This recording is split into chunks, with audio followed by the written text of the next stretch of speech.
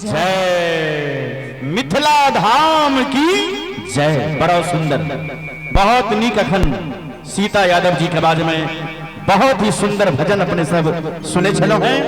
दानी की जय दाता की जय बोलियो।